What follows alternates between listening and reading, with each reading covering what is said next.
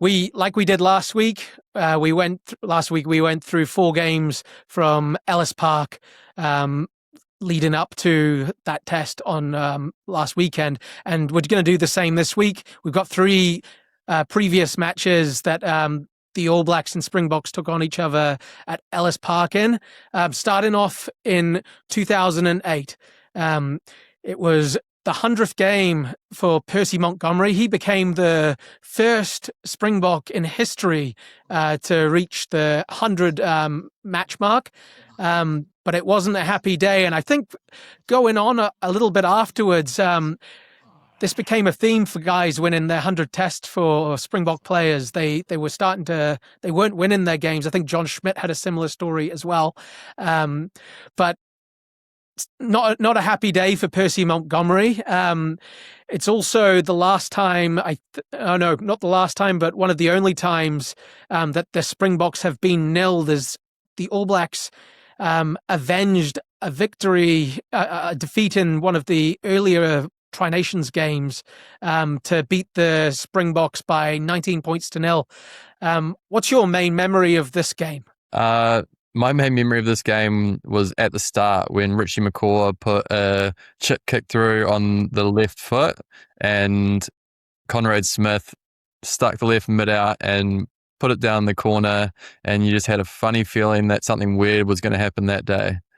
Richie McCaw putting the ball on the foot is unheard of, but they just seemed to put on a defensive masterclass, like keeping a team that was as potent as South Africa to 0 in South Africa is outstanding. And that was a pretty strong All Black side, but they really fronted that day in Cape Town with a point to prove. And even at the end, the final Kevin Mealamu try was white flag kind of stuff, where it was kind of throwing a pass and hope, and poor Kevin Mealamu didn't even really know what to do. He just kind of fell in his lap and he fell over the try line. And yeah, it was one of those weird days where it seemed like anything could happen. And fortunately enough for New Zealand, the right things did. So they got through it. Graham Henry would go on and describe that later on as Richie McCaw's finest game up to that point for the All Blacks. Obviously, the left, was it a left foot chip through for Conrad?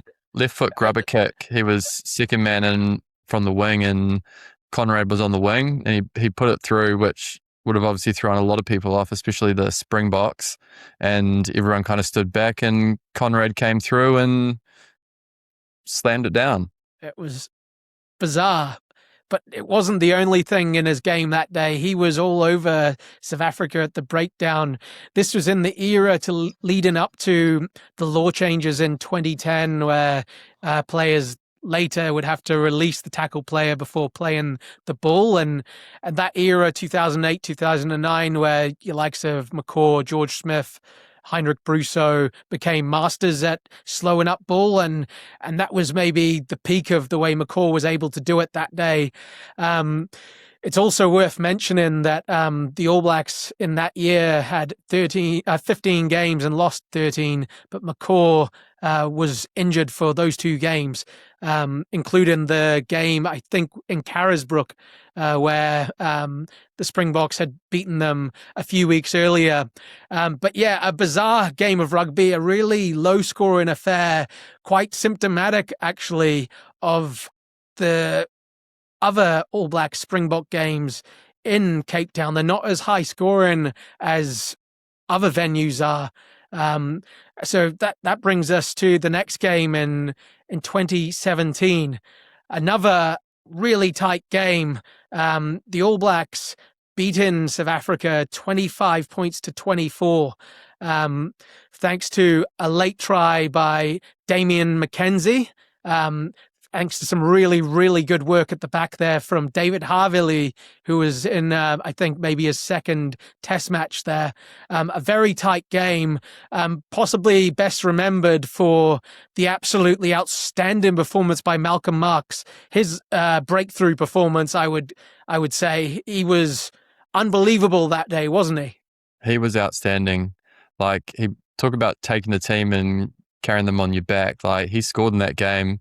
He's a freak of an athlete, and that was one game that stands out for me where Malcolm Marx was the premier hooker in the world. Like he really made a name for himself, probably before that day, but definitely on that day. And if it wasn't for a couple of things towards the end of the game, which managed to get the All Blacks over the line, I think Rico Ioane also dotted down, and it was a Damian Dialende red card, I think, sort of threw them out a little bit towards the end, and it could have gone either way. Like that game felt like it was both teams for the taking, and a 1-point thriller in Cape Town. I wouldn't be surprised if we see that again sometime soon. Yeah, definitely. Marx also set up a try, scored one himself off the back of a rolling maul, but the try he set up where he would break through and I think pass the ball to Jean-Luc Depree, who's also still around, but to Jean-Luc Depree to score there under the post. It was a bit of a ding-dong battle. All Blacks leading at half-time by 8 points to 3. I know South Africa scored first. It was a bizarre try where I can't remember the scrum half's name, but he put it up against the base of the post, barely moving at all. But it went back and forth. And in great contrast to the game a few weeks before where South Africa had been absolutely battered by 57 points to 0. Their biggest defeat in history still to this day. Yeah, 100%. I think they went to Cape Town absolutely written off after the hiding they copped in Albany in North Harbour. But they came out and played such an aggressive brand of rugby and had the All Blacks at 6s and 7s. And I think it's just another testament as to how quickly these little mini series can turn around between games, and it shows once we're talking about it now just how often in these All Blacks versus Springboks games one team wins a game and then turn around a week or two later and the opposition wins, and it's a lot back and forth. So even like last year, like the All Blacks won at Eden Park, Springboks won in Wellington, All Blacks won at Ellis Park. Let's see what happens in Cape Town. So there's a very one-for-one style going on between these two nations. Absolutely. And the final game 2 years ago at the new Cape Town Stadium there, the second match of one of the 2 game series that we mentioned that was actually won 2-0 by South Africa. South Africa the week before had kind of ambushed the All Blacks late on there. The All Blacks had a big lead and South Africa had come back to win 31-27. But this week was a different story. Very low score and turgid affair. All Blacks lead in 9-3 at half-time. But South Africa's defense was just top class that day, and then they kind of wrestled back the momentum, scoring 2 tries in the second half, one through Kolisi and the second through Malcolm Marx, who, as we know, loves scoring against the All Blacks. What do you remember about this game in particular? Probably as an All Blacks fan, I think there were a couple of Damian McKenzie missed penalties that would have had a stronger influence on the game. There were 2 things that probably hurt as an All Blacks fan. Another one was Kolisi played the majority of this game with a broken nose.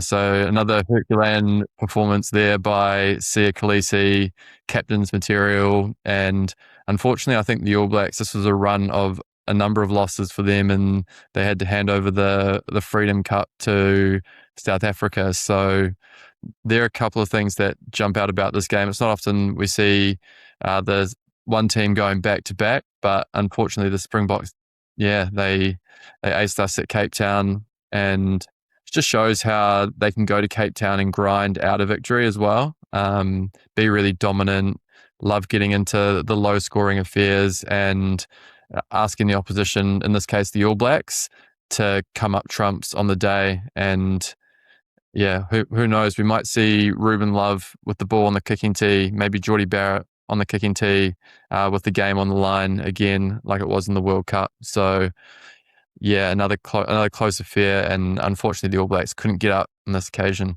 Another game as well where between the first and the second Test match, Handré Pollard would replace Sasha Feinberg Mngomezulu, like we're going to have this Saturday.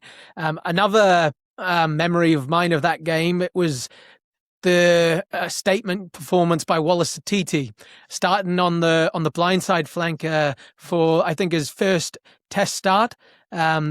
He'd played a couple of matches off the bench up to that point, but he had a really, really strong game carrying with ball in hand, and this was the start of his real breakout year, which would lead him winning World Rugby Breakthrough Player of the Year in 2024.